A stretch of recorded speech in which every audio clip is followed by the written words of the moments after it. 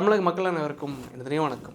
நம்ம தமிழ்நாட்டோட வீர பெண்மணி, சிங்க பெண்மணி, நம்ம தமிழ்நாட்டு பெண்களுக்கு, குழந்தைகளுக்கு, பெண் குழந்தைகளுக்கு, இல்லை வீட்டில் இருக்கிற தாய்மார்களுக்கோ பெண்மணிகளுக்கோ யாருக்கு என்ன பிரச்சனைனாலும் முதல் ஆளாக குரல் கொடுக்குற ஒரே பெண்மணி நம் வீர பெண்மணி கனிமொழி அக்கா அவர்கள்.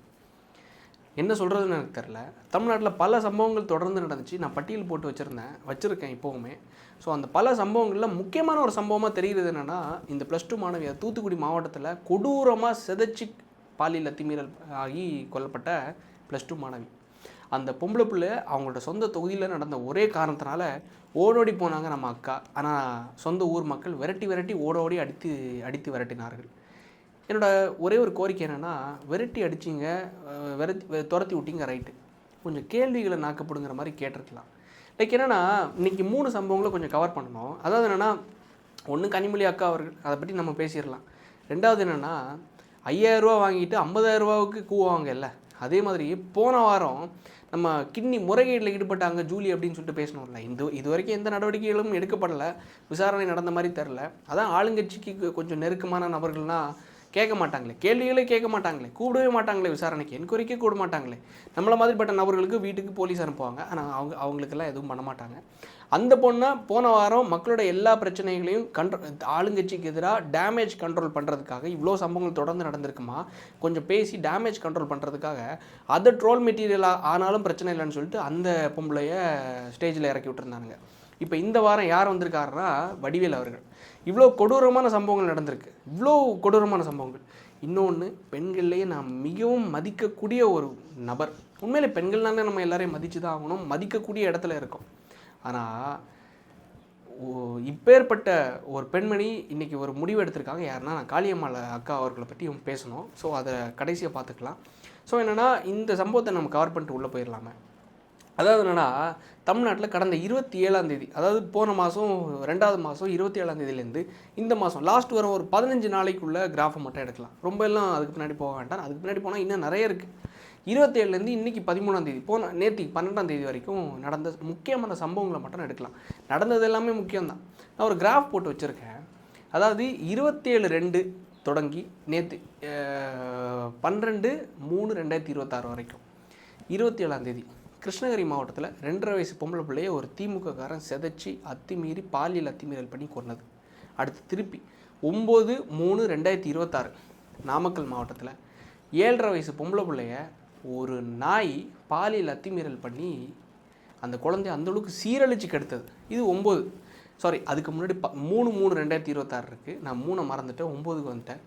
3/3 அதாவது மார்ச் 3ஆம் தேதி 2026 வருஷத்தில் ஃப்ளைட்டில், இந்த வருஷம் தான், இந்த மாதம் தான், 3ஆம் தேதி தான், சகவாசமே வேணான்னு சொல்லிட்டு ஃப்ளைட்டில் ஒரு பெண்மணி போச்சு. இங்கே இருக்கிற பிரபாரன் சொல்லிட்டு திமுகவோட இந்த உடன்பிறப்பெல்லாம் கிடையாது, கவுன்சிலர் மேலே ஃப்ளைட்டில் போகும்போது அந்த ஏரோஸ்டர் கிட்ட அத்துமீறி இருக்கான். அது 3ஆ, அடுத்தா 9 நாமக்கல் மாவட்டத்தில் பேக்கரி தொழிலாளி, பேக்கரியில் வேலை பார்க்குற ஒரு சாதாரண ஒரு தொழிலாளி ஒருத்தருடைய பொம்பளை பிள்ளை தெருவில் விளையாண்டுட்டு இருந்திருக்கு. அந்த விளையாண்டுட்டு இருந்த பிள்ளைய இந்த முட்டாய் வாங்கி தரேன்னு சொல்லிட்டு கூப்பிட்டு போய் ஒரு நாய். அப்போ பயமே இல்லை நம்ம ஊரில். ஏன்னா நம்ம ஏதாச்சும் தப்பு பண்ணிட்டோம்னா தூக்கு தண்டனை கொடுத்துருவாங்க, இல்லை சுட்டு கொன்றுவாங்க, என்கவுண்டர் பண்ணிடுவாங்கன்னு அந்த பயமே இல்லை. காரணத்துக்காக என்கவுண்டர் பண்ணுறது வேறு. ஆனால் இது மாதிரி மொளை மாதிரி பயலுங்களெல்லாம் விட்டு வச்சுருக்கானுங்களா. இது ஒன்று 9/3 7.5 வயசு பொம்பளை பிள்ளையா, திருப்பி அதே 9/3/2026. இதை நான் ஏன் இப்போ பதிவு பண்ணுறேன்னா, நம்ம தமிழ்நாட்டோட உள்துறை செயலாளர் நீரஜ்குமார் அவர்கள் நேற்று தினம் ஒரு ப்ரெஸ் மீட் ஒன்று அட்டன் பண்ணியிருந்தார். அந்த ப்ரெஸ் மீட்டில் என்ன பதிவு பண்ணியிருந்தாங்கன்னா, லைக் என்னென்னா, தமிழ்நாட்டில் குற்றங்கள் குறைஞ்சிட்ருக்கான், குற்றங்களே இல்லையா, அதாவது குற்றங்களே ரொம்ப பெரிய லெவலில் இல்லை சார், நீங்கள் மிகைப்படுத்தி காணிக்கிறீங்க, இது தோற்றங்கள் தான் தெரியுது அப்படிங்கிற மாதிரி. அப்போ 27/2/2026 நடந்ததும் தோட்டம் தானா சார், ஜஸ்ட் பிம்பம் தானா? 2.5 வயசு பொம்பளை பிள்ளையை கொன்னது, 2.5 வயசு பச்சிளம் குழந்தை கொன்னது தோட்டமா பிம்பமா? லைக் 7.5 வயசு பொம்பளை பிள்ளையை அத்துமீறினது தோட்டமா பிம்பமா? இதெல்லாம் பெரிய நியூஸாக தெரியலையா? இல்லை 3/3/2026 ஃப்ளைட்டில் போகும்போது உங்கள் கட்சிக்காரன், அந்த ஆளுங்கட்சிக்காரன் அத்துமீறினானே, அது தோட்டமா பிம்பமா? தொடர்ந்து அதுக்கடுத்து 9/3/2026 கிருஷ்ணகிரியில் ஒரு 75 வயசான ஒரு முதியவர், அந்த முதியவர் என்ன பண்ணுறாரு, வீட்டில் இருக்கும்போது அவரை கொலை பண்ணிட்டு, இந்த நாய்ங்க கொலை பண்ணிட்டு அந்த முதியவரோட மனைவி, முதியவருக்கு 75 வயசுனா அவரோட மனைவிக்கு என்ன வயசுன்னு யோசிச்சு பாருங்களேன், 70 வயசு. அந்த 70 வயசான மூதாட்டியை பாலியல் அத்துமீறல் பண்ணியிருக்காங்க. அவரை கொன்னுட்டு இந்த மூதாட்டியை பாலியல் அத்துமீறல் பண்ணியிருக்காங்க. இதுவும் தோற்றம் தானா சார்? இல்லை இதுவும் பிம்பம் தானா சார்? இது ஒரு பெரிய செய்தியே கிடையாது இல்லை சார்? இது வந்து 9/3 அதே 9/3/2026 நடக்குது. அதுக்கு அடுத்த நாள் நான் உங்களை குறை சொல்கிறதுக்கெலாம் சொல்லலை சார். அடுத்தடுத்து நடக்குது. அதே நாளில் திருப்பி நடக்குது.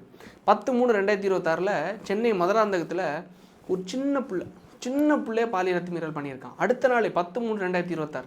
அதுக்கடுத்து 11/3/2026 சென்னை பல்லாவரத்தில் ஒரு பொண்ணு வந்து லைக் சாதாரண நம்மளை மாதிரிலாம் இல்லை, கொஞ்சம் மூளை வளர்ச்சி கொஞ்சம் கம்மியாக இருக்கிற பொம்பளை பிள்ளை.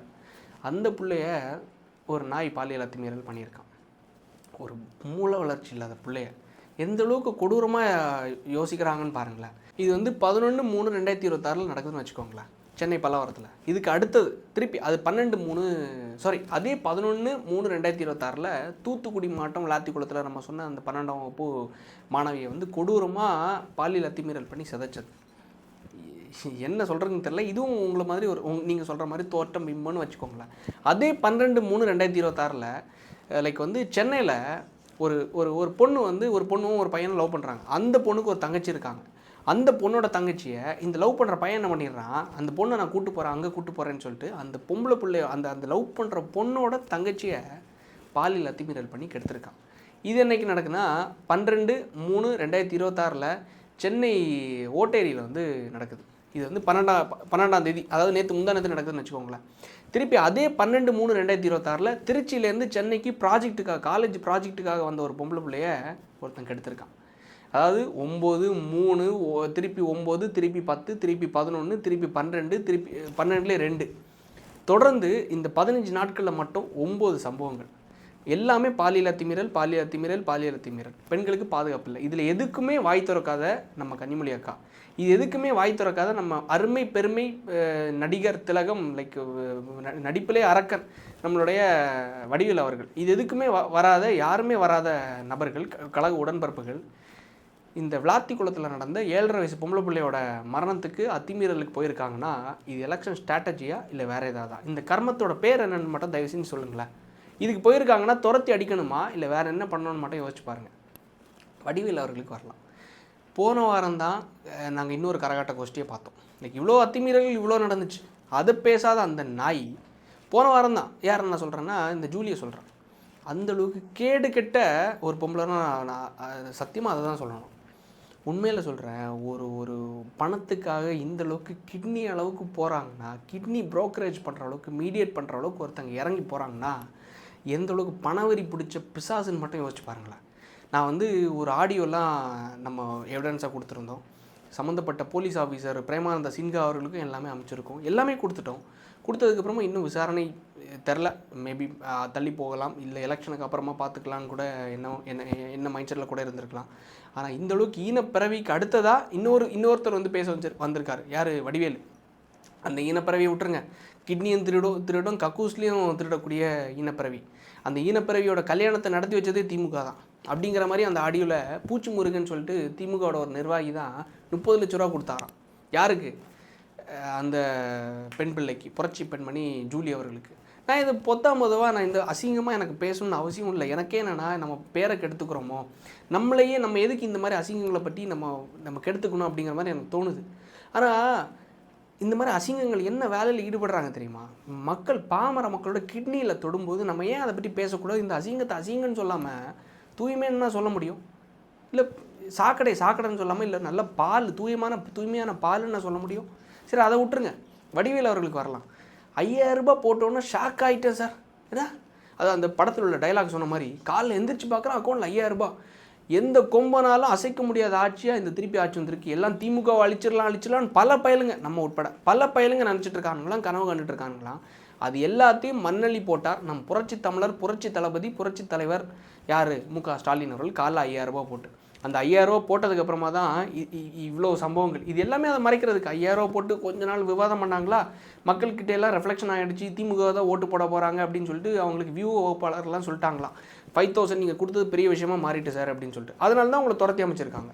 மக்கள் இந்த தேர்தலில் ரொம்ப ரொம்ப ரொம்ப தெளிவாக இருக்காங்க. எதில் தெளிவாக இருக்காங்க தெரியுமா? 5000 ரூபா ஏன் காசு, நான் வாங்கிக்கிறேன், ஆனால் நான் ஓட்டு போடுறது யாருங்கிறது என்னோட விருப்பம். உண்மையிலே எல்லாருமே தெளிவாக அடைஞ்சிட்டாங்க. நான் உட்பட, நம்ம பார்க்குற இந்த வியூவர்ஸ் உட்பட தயவு செஞ்சு தெளிவாகிட்டிங்கன்னா தயவு செஞ்சு கமெண்ட் பண்ணுங்கய்யா. ஏன்னா நான் இந்தளவுக்கு கத்தி இருக்கேன். இதுக்கு ஒரு பிரயோஜனம் இல்லைன்னு வைங்களேன். நீங்கள் திருப்பியும் ஜெயிக்க போகிற கட்சிக்கு நம்ம ஓட்டு போட்டுடலாம், வேறு வழி இல்லை அப்படிங்கிற மாதிரி நீங்கள் முடிவு எடுத்தீங்கன்னு வைங்களேன். இந்த 15 இருக்குல்ல, இந்த 9 அத்துமீறல் இருக்குல்ல, இந்த மரணங்கள் இருக்குல்ல, செதைச்சு கொண்டதெல்லாம் நாளைக்கு நம்ம வீட்டில் நடக்காதுங்கிறது எந்த நிச்சயமும் கிடையாது. இந்த 15 நாளில் 9னா நீங்கள் திருப்பியும் ஓட்டு போட்டு இன்னும் 5 வருஷம் இவங்க கையில் ஆட்சியை கொடுத்தீங்கன்னு வைங்களேன். ஆணவத்தில் இந்த நாய்ங்க எப்படி ஆடுவாங்க, இந்த திருட்டு பயலுங்க எப்படி ஆடுவாங்கன்னு மட்டும் யோசிச்சு பாருங்கள். இது எல்லாத்தையும் மறைக்கிறது கரகாட்ட கோஷ்டிகளை அப்பப்போ இறக்கி விடுவாங்க. வடிவேலையும் சரி, ஜூலி மாதிரியும் சரி, பல டிடி மாதிரியும் சரி, பலரை இறக்கி விடுவாங்க இது எல்லாத்தையும் மறைக்கிறதுக்கு. அது தேன் மாதிரி இருக்குது, இந்த சாம்பார் ரசம் மாதிரி இருக்குது அப்படின்னு சொல்கிறதுக்கு பல பேர் வருவாங்க. இதெல்லாம் வாங்கி திருப்பியும் அங்கே கூட்டணி நல்லா இருக்கு, அங்கே 20-24 கட்சிகள் இருக்காங்க, எப்படியும் அவங்க தான் ஜெயித்துருவாங்க. ஸோ நம்ம அவங்களுக்கே ஓட்டு போடலாம். நீங்கள் உங்கள் கை அங்கே எடுத்து வைக்கிறீங்கன்னா உங்கள் பிள்ளைய நினச்சிக்கோங்க. வேறு ஒன்றும் இல்லை. நீங்கள் என்ன நினச்சிட்டு இருக்கீங்கன்னா, சரி அந்த வீட்டில் தானே நடக்குது, அப்போ அந்த வீட்டில் உள்ள இன்னொரு தெருவில் நடக்குது, இன்னொரு டிஸ்ட்ரிக்டில் தானே நடக்குது நீங்கள் நினச்சிங்கன்னா, நாளைக்கு அதே இடத்துல இப்போ நான் உங்ககிட்ட சொல்கிறேன், ஒரு கற்பனையாக யோசிச்சு பாருங்கள். அதே பிள்ளையோட அப்பா இடத்துலையும் இதே தங்கச்சி அக்காவை இந்த மாதிரி பாலியல் அத்துமீறலில் ஆளாக்கப்பட்ட அக்காவுடைய தங்கச்சியோட அண்ணனோட இடத்துலையும் அப்பாவோட இடத்துலையும் நம்ம அம்மா பாதிக்கப்பட்டிருந்தாங்கன்னா பிள்ளையோட இடத்துல இருந்தோ இல்லை பாட்டி பாதிக்கப்பட்டிருந்தாங்கன்னா பேரனோட இடத்துல இருந்து யோசிச்சு பாருங்களேன். பாட்டி இழந்தோ, அம்மாவை இழந்தோ, தங்கச்சி இழந்தோ, அக்காவை இழந்தோ, பிள்ளை இழந்தோ நியூஸ் எல்லாம் பரவி நம்ம வீட்டில் உள்ள பிள்ளை தான் அப்படின்னு பரிதாபமாக 10 பேர் பார்க்க வருவான். ஓ இந்த பிள்ளையா அப்படின்னு சொல்லிட்டு அந்த பரிதாபத்தை நம்ம பார்த்து நம்மளை மாதிரி யூடியூபர்ஸ் பேசுவாங்க, இந்த மாதிரி லைக் எல்லாரும் பேசுவாங்க, இந்த மாதிரி ஊரில் நடந்திருக்கு அப்படின்னு சொல்லிட்டு. இதை கேட்டுட்டு அவங்களும் பார்ப்பாங்க. அப்போ இந்த பரிதாபம் இன்னும் கொடுமையாகிட்டே இருக்கும். நம்ம பேசாமல் இருக்கவும் முடியாது. காரணம் என்னென்னா, இந்த மாதிரி சம்பவங்கள் தொடர்ந்து நடக்கக்கூடாதுங்கிறதுக்காக நம்ம பேசுகிறோம். ஆனால் இருந்தால் அவங்களோட மனநிலை கொஞ்சம் யோசிச்சு பாருங்கள், எந்த அளவுக்கு ஹர்ட் ஆகிருப்பாங்க அப்படிங்கிறது. மறுபடியும் உங்களோட கைகள் போய் இந்த அளவுக்கு கொடூரமான ஒரு ஆட்சிக்கு வாக்களிக்க மாட்டீங்கன்னு நம்புகிறேன். காரணம் என்ன தெரியுமா? வாக்களிச்சிங்கன்னு வைங்களேன், நாளைக்கு என் பிள்ளையும் சரி, எனக்கும் சரி, பேசக்கூடிய எனக்கும் சரி, இல்லை உங்களுக்கும் சரி, அப்பாவாக இருக்கவங்களுக்கும் சரி, தாத்தாவாக இருக்கவங்களுக்கும் சரி, பாட்டியாக இருக்கவங்களுக்கும் சரி, யாரோட உயிருக்கும் உத்தரவாதம் இல்லாத ஒரு ஆட்சி. அந்தளவுக்கு ஒரு கொடூரமான ஆட்சி. உண்மையிலே இது கனவா, இல்லை இது ஏதாவது படம் பார்த்துட்டு கொடூரமான ஹாரர் மூவி அதை பார்த்துட்ருக்கோமா, இல்லை ஏதாவது வடநாட்டில் ஏதாவது ஸ்டேட்டில் வாழ்ந்துட்டு இருக்கமாடா, அந்த மாதிரி இருக்குது. வடநாடு கூட இப்போ அந்தளவு டெவலப் ஆகிடுச்சு, அந்த மாதிரி இருக்குது தொடர்ந்து இவ்வளோ மரங்களை பார்த்தா. சரி ஓகே, மக்கள் நீங்கள் ரியாக்ட் பண்ணி நல்ல ஒரு ஆட்சியாளர்களை தேர்ந்தெடுப்பீங்க நம்புகிறேன். அதுக்கு அடுத்ததாக தான்